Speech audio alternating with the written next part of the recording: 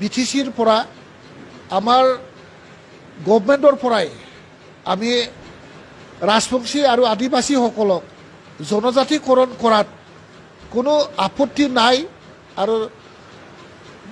আমাৰ ৰাজবংশী আৰু আদিবাসীসকলক জনজাতিকৰণ কৰিব লাগে। যিটো আমাৰ ফালৰ পৰা যিটো NOC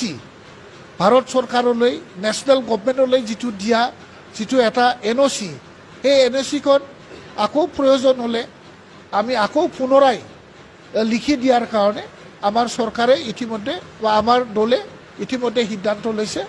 আৰু আমি পুনৰাই যিটো আমাৰ NOC আছিল এই NOCটো আকৌ ৰিভিউ কৰাই।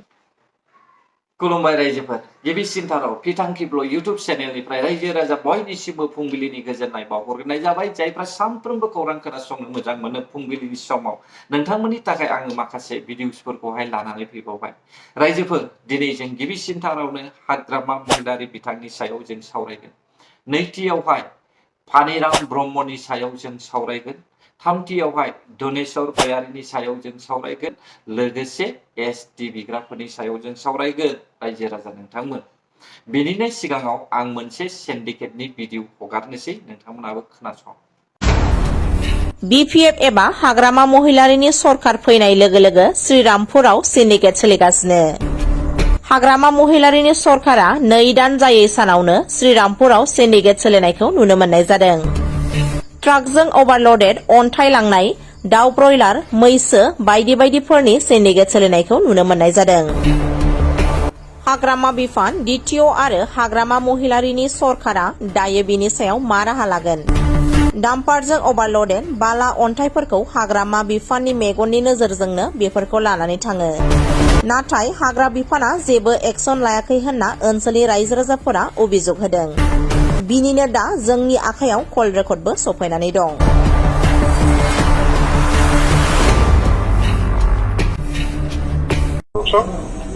কি অরিজিনাল ললেও কি এন্ট্রি দিব লাগে নাকি? অরিজিনাল হলে অলপ চাব লাগিব। এইটো কি চাব লাগিব যেনেবা? মই ফোন কৰি আছো দে। बिथांमोनाबो बुंदों BPF सरकार फैनाय लोगो लोगो सिन्डिकेट सोलिदों, दावराव जादों, बेखौ बयबो बुंदों दै ससियेल मिडियायावहाय। नाथाय सोरनिबा गोसोआवहाय थिरजों गावनाय बायदि सु हाबनाय बायदि मोनखांदों बे बाथ्रा बुंनायखौ आंनि भिडिअआवहाय। बिथांमोना सोरखौबा नारसिननानैहाय बाथ्रा बुंनो सिगिनो नागिरदों। नाथाय जाय भिडिअआ रियेलखा नंखागौ बेखौसो आंबो भिडिअ बानायदों। रायजोफोर सिन्डिकेटआ जादों बयबो मिथिगौ। श्रीरामपुरावहाय दाउ बयलारनि बाला अन्थाइनि बेफोर सिन्डिकेटआ जादों। मैसो मोसौनि बेफोर सिन्डिकेटआ जादों। दा बियो BPF फैनाय लोगो लोगो बे सोलिदों, बेखौ जों बयबो मिथिगौ। दा बेयावहाय लोगोसे अभारलडिं लानानै डाम्पार खारनाय, नोंथांमोना नाय बेबायदि दाब्राया डाम्पारखौहाय। बेबायदि जुदि दाब्रायोब्ला अब्ला पाब्लिक प्लेसावहाय मा अबस्था जागोन बेखौहाय हयथ' नोंथांमोनाबो मिथिगौ, मिथिया नङा मिथिगौ। अभारलडिं लानानै डाम्पार दाब्रायोब्ला बे डाम्पारा ब्रेकबो हमनो हाया। बियो ब्रेकखौ हमोब्लाबो बेलथायगोन बियो, नङाब्ला दुद्रुलांगोन बियो। बेनिखायनो बेफोरखौहाय नोजोर होनांगौआ सरकारनि दायित्व। दिनै सरकारा फैबाय, सरकारबो दाबाय। दा बेयावहाय जोङो बेफोरखौहाय नोजोर होनांगौ होननानैहाय साननो रायजोफोर। पाब्लिक प्लेसाव बेबायदि हगारनो नाङा। आरो बबे बबे जायगायावहाय स्पिड ब्रेकार थानांगौ बेखौबो सरकारा नोजोर होनांगौ। नङाब्ला रायजो राजाफोरनि थाखाय जेंना सोमजियो। नैथियाव जों सावरायगोन फानिराम ब्रह्म। बिथाङा हाग्रा बिफाननि मन्थ्रि, नाथाय बिथां थासेयावबो दिनै जों दंफां दानफायनाय नुदों। खोनानो मोन्दों दिउसियाव दंफां दानफायदों, नङाबो साननो हागौ। बुंनायखौनो खोनासंदो रायजोफोर। এইটো নাৰ্চাৰীৰ ওচৰৰ এটা ছাগুন বাগান আছিলে। এইটো আজি ৰাতিপুৱা 4টা বজাৰ পৰা আৰম্ভ কৰি এইখিনি গছ লৈ কাটি ধ্বংস কৰিছে। তাৰ কাৰণে মোৰ অনুৰোধ যে আমাৰ বন মিনিষ্টাৰ ছাৰৰ ওচৰত তথা আমাৰ ফৰেষ্ট ডিপাৰ্টমেণ্টৰ মানুহৰ ওচৰত মোৰ ৰিকুৱেষ্ট যে এই জংঘলটো ৰক্ষাৰ কাৰণে অতি সোনকালে যে একশ্যন লয় আৰু তথা এইখিনি এৰিয়ালৈ আমাক ভৱিষ্যত লাগিব এইটোৰ কাৰণে এই জংঘলটো ৰক্ষাৰ কাৰণে আমি এইখিনি প্ৰচেষ্টা কৰিছোঁ আমাৰ যে বন বিভাগৰ যিমান কৰ্মী সদস্যসকলে ইহঁতৰ ওচৰত মোৰ এই সৰু সৰল প্ৰাৰ্থনা যে যাতে শুনি এইখিনি একশ্যন লোৱাৰ কাৰণে মই অনুৰোধ কৰিছোঁ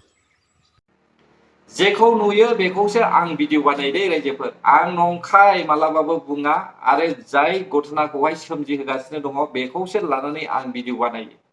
दा आं ओरैनो भिडिअखौ बानाया हाग्रा बिफाननि मन्थ्रि फानिराम ब्रह्म बिथाङा दंफां लाइफां दानफायनायखौहाय होबथानांगौ जिब जुनादा रायजो राजाफोरनि गेजेरावहाय हाबफैनायखौहाय कन्ट्रल खालामनांगौ दायथ'आ बिथांनि नाथाय जोङो नुनो मोनदों बनसुनि माखासे दैदेनगिरिफ्राबो माखासे बाथ्रा बुंदों नाथाय साज्रांल' बाथ्रा बुंदों जाय दंफां दानफायदों बेखौ एक्शन लानांगौ जुदि नोंथांमोना बेखौ एक्शन लायाब्ला खुगाजोंल' बुंनानै जेबो मुलाम्फा गैया आरो माखासे मानसिफ्रा सानसावनो डान्स मारिनो थाखाय हादान सिफायनायबो जों नुदों दा बैफोरबायदि हादान सिफायनायावहाय दानफायनानै थांनाय बेफोरखौ जुदि इउपिपिएलनि समावहाय बानायोमोनब्ला बेसेबां दावराव जागौमोनथाय बुंस'नो हाया रायजोफोर रायजोआबो सिनायो गोसोम गुफुरखौहाय बेनिखायनो बेयाव दावराव जानाय जों नुनो मोनाखै बे समाव फैदो ब्रैथियावहाय बिथां जायनि मुङा दनेश्वर गयारि ना बावखुंग्रिनि एमसिएलए बिथाङा बावखुंग्रि बियाबनि एमसिएलए दनेश्वर गयारि दा बिथाङा मा बुंदों स्टेटमेन्ट लानायाव ससे खोनासं जाबाय थादों बियो मोनद' हारिनो जिथु एसटि होनाय दा बिनि सायाव गोबां सरसा जागासिनो दङ जिहेतु बिखौ लानानैनो प्रटेस्ट खालामनो थाखाय सिसिटुआ ट्राइबेल संघआ जितु मोनसे धरना 10 तारिखनि जितु नभेम्बर 10 तारिखआव मोनसे धरना हाबाफारि लादों दा बे समाव नोंथांमोननिफ्राय गभर्नमेन्टनिफ्राय बिटिसि गभर्नमेन्टनिफ्राय नैबे समाव बिनि प्रत्याबान बिनि जितु फिननाय बेयो माबायदि जागोन डाइरेक्टलि जों बिपिएफ राजनितिक दला बेफोरखौ डाइरेक्टलि जों इनभल्भ जाया जिहेतु जोंहा बेनि थाखाय ट्राइबेल संघ गोबां अर्गानाइजेसन दं बिथांमोना खालामगोन जों बेखौबो माना खालामा जों बिदिखौबो माना खालामा खिन्थु जोङो डाइरेक्ट बिपिएफ हिसाबै जों इनभल्भ जाया बेखिनि मोनद' हारिनि एसटि होजानायखौ लुगैयो नोंथांमोना आसाम गभर्नमेन्टनिफ्राय फैबाय थानाय समा मा फैयो जों बेजों सिन्था खालामगोन आरो सरसा खालामगोन एसटिनि बेलायाव बिपिएफनि दैदेनगिरि लिडार सासेबो बिसोरो गसंथानायनि गोसो गैया दा बिथांनि बुंनाय रावावनो जों खोनाखाबाय दे फैबाय थानाय समावहाय नायनोसै अब्ला जाखांनायनि उनावसो बिथांमोना मा अखा हाखांनायनि उनावसो खफ्रि हमगोन नामा नैबेखौसो जोङो नुबाय रायजोफोर मानो होननानै बुङोब्ला बिपिएफनि सिएम हाग्रामा महिलारि सारा मा बुंदों खोनासं এসটি লাগে না শান্তি লাগে আর মাটি থাকিবা দিব আৰু এসটি লাগিব এসটি আগৰ না মাটি পঠাব এসটি আগৰ লাগিব তাৰপিছত মাটি পাতা লাগিব আমাৰ শান্তি থাকিবা দিব আমাৰ মাটিৰ পাত্তা লাগে 4 বিঘা ম্যাদি আছে মই পোৱা নাই আজি বহুত বছৰ হ'ল এসটি লাগে লাগে স্যার মাটিৰ পাত্তা লাগে এসটি লাগে সবে লাগিব बहरनि समावनो माइक्र'फन लानानै रायजोनि गेजेराव हाबनानै एसटि नांगौ हा नांगौ होननानै सोंहैनाय सासे सिएम बियो दा गावनि एसटिखौहाय गुबुननो होनो मोना होननानै मोनथिखासेयावबो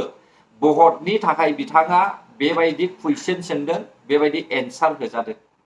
दिनै थिग बेबायदिनो दावरावाबो सोमजिबाय थादों आसाम आरो बिटिआर सारा आसामावनो दिनैहाय गोमखांदों नो एसटि नो रेस्ट लेन्ड पाट्टा देना होगा देना पड़ेगा नंखाय नंदोंब्ला खोनासं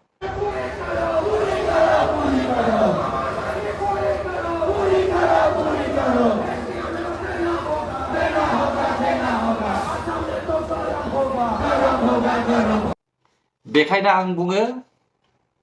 अकल आमार अकমৰ टाका राजबंशी बयनी बेनो अपनी दादा भाई और आदिवासी दादा भाई मुस्लिम दादा भाई अपनी एसटी पाबो अपनी बहुत दिसे बीपीएफ पार्टी बहुत दिसे एसटी पाबो एतिया जुदि खुजी ना पाय তেতিয়া হলে MLA ইলেকশন পিছত আপনি ST নাপায় মই এইটোও ভাবো এই কারণে আপনি সোনকালে ST খুঁজিল MLA ইলেকশন আগত আপনি ST খুঁজিল লেন পাতা খুঁজিল ভাব কিন্তু মোর পৰা একটা কথা শুনিল আপনি ST ভাবলৈ যদি লাগে তেতিয়া আপনি जंगलत ST বিচাৰিবাৰ লাগিব आप लोग को जंगल में ST ढूंढना पड़ेगा और इसके बाद में हमारा जो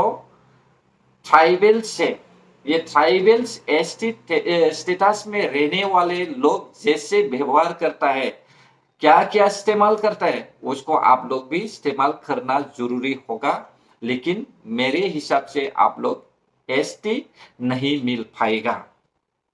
माने अपनी जुदी ST लागे তেতিয়া আপনি কি सेकेंड ओडिशा बनाबले बिचारि आछे नेকি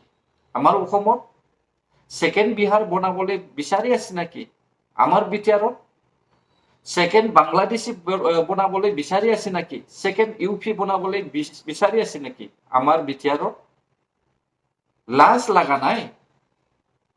ST ডিমান্ড কৰিবলে যেতিয়ালৈকে আমি বড়োলেণ্ড নাপায় সেপারেট স্টেট তেতিয়ালৈকে আমি ST দিবার নোৱাৰে লাগে যদি আমি লড়াই কৰিম আমি ঝগড়া কৰি আমি পুরা জ্বলাই দিম তেতিয়ালৈকে আমি ST দিবার নোৱাৰে কোন ST দিবলৈ সক্ষম আছে কোনে দিব কোনে সাইন কৰিব সাইন কৰক আমিও চাম কেনেকা ST দিব না मा बुङो रायजोफोर सोर ST नि साइन होयो होथों नायगोन बर' रायजो राजाफ्रा जानांगौब्ला ST नि साइन होग्राखौनो सेव हांगार खालामनांगोन बर' रायजो राजाफ्रा जों मानोथो दावहा नांगोन ST नि थाखाय दावहा नांगोन सेपारेट स्टेट नि थाखाय दावहा नांगोन हानि थाखाय दावहा नांगोन फैबाय थानाय रोजा रोजा बोसोर संसार जोबजासे थांनानै थानो थाखाय जों दावहा नांगोन अब्ला मानोथो बे सरकारनि मानसियालाय सरकाराव थानानैबो ST होनायनि सापर्ट बेखौ जों साननांगोन रायजोफोर आंनि बुंनाया BPF पार्टीनि थाखायल' नङा आं सासे बर' फिसा हिसाबैसो आङो बुंदों जोङो गाव गावनि स्टेटासखौ गाव गावबागाव बासायनानै लानो नांगोन जेरै गुबुन हारिफ्रा बासायनानै लादों गावसिनि देशाव थां नोंसोरो उरिष्या बायदियाव थां जायगा मोनगोन नामा बिहार बायदियाव थां जायगा मोनगोन नामा बांग्लादेश बायदियाव थां जायगा मोनगोन नामा यूपी बायदियाव थां जायगा मोनगोन नामा जोंनि बर'आसो सिनायनो रोङाखै बेखौ जों साननांगोन रायजोफोर बेखायनो जानला मोनला ओरैनो मोनथिया गारा ससियेल मिडियायावहाय होनायफोरखौहाय धुमखि सुमखिबो होनो नाङा ससियेल मिडिया ओरैबायदि ससियेल मिडिया बेजोंनो फोसाबनोबो हायो गाज्रिबो खालामनो हायो आंथ' सिदा बुङो जुदि STआ होमारोब्ला जोङो गिबियावनो बुख्रुब सुख्रुब सोरनि न'खौ बुख्रुबनांगौ सोरखौहाय सेवहांगार खालामनांगौ बेखौहाय गोसोआव लाखा रायजोफोर ना मा बुङो रायजो राजा नोंथांमोन बांद्रायनाय जाबायब्ला आंखौ निमाहा हो नाथाय आं बर' हिसाबै आं ST होनायखौ माब्लाबाबो गनाया जोंनो नांग्रोगौ सेपारेट स्टेट बेनि उनावसो सोर ST होयो सोर ST होआ बेखौ जोंहा जेबो खर' सानांगौ गैया अब्ला रायजोफोर जों बयबो मिथिगौ BPF पार्टीया सरकार सलायगासिनो दङ नाथाय BPF पार्टीनि समावनो बे दावरावआ सोमजिदों बेखौ जों बयबो मिथिगौ दानिया फैदो BPF पार्टीया गावसिनि सरकारखौनो उल्लंघन खालामनो थांगासिनो दङ माने गावसिनि सरकारनि नेमखौनो सिफायनो जाहोना जाहैबाय सासे MCLA क्लास 7 ल' नाथाय बिथांमोननि सरकारावहाय मा होनो TCLCC आरो BCDC बेयावहाय 10+ आरो 12+ नांगौ नाथाय बै क्लास 7 MCLA माब्रै बेयावहाय बिबान मोनलायखो अब्ला हाग्रामा महिलारि सारा गावनि सरकारखौनो गावनो रुल्स सिफायनाय जादोंना जायाखै आरो खोनानो मोनदों आङो रबिराम नार्जारी सारा एनाउन्स खालामदों मोनफ्रोमबो CSB नि एग्जाम होग्रा केन्डिडेटफोरनि एपइन्टमेन्ट मोननो गोनां लेटार जायफ्रा साख्रि मोनथावना अलरेडि होनानै दंखायो एपइन्टमेन्टल' मोननांसिगौ इन्टारभिउल' लानांसिगौ बैसोरखौहाय टटेलि केन्सेल खालामसिगोन होननानैबो आं खोनानो मोनदों मोजां जादों बे मोजां जादों बे गोदान सरकार फैयोब्लानो दे गोदान रुल्स बानायनांगौ बेथ' माब्लाबो जानो नाङा रानिंसो खालामनांगौ कारापसन दङला कारापसनखौहाय माव सायख'नानैहाय नाथाय जेनेरेलिटि गासैखौबो केन्सेल खालामजोबनांगौ बे मालाबाबो मोजां नङा अब्ला नोंथांमोना बै जायफ्रा एग्जाम होदो लामा सामा थांनानै गारि मटर गाखोनानैहाय जेरक्स कपि बानायनानैहाय गावनि पकेटनि खरसा होनानैहाय जायफ्रा एप्लाइ खालामबाय फर्म फिलआप खालामबाय बैसोरनि खहा जानाय रां रुफानि सायावहाय जेबो नोजोर होआखिसै नामा दा बेखौसो साननांसिगोन गोदान सरखार फैयोब्लानो हु इज दा अल गभर्नमेन्ट होननानै बुंनाय जायो नामा हा एसे सिन्था खालामदोब्रा मिथिबाय दा रायजो राजाफ्राबो एसे सानदो बे समावहाय एभरिथिं आइ एम होननायसो जाफैबाय रबिराम नार्जारी सारनि बुंनायखौ जों खोनासङोब्ला गासैबो आंनो जोब आंनिफ्राय देरसिन सोर दङ बेबायदिसो जाफैबाय रायजोफोर नायनोसै समासो फोरमायगोन केन्सेल खालामजोबमोन ना खालामजोबमारा नाथाय आं सानो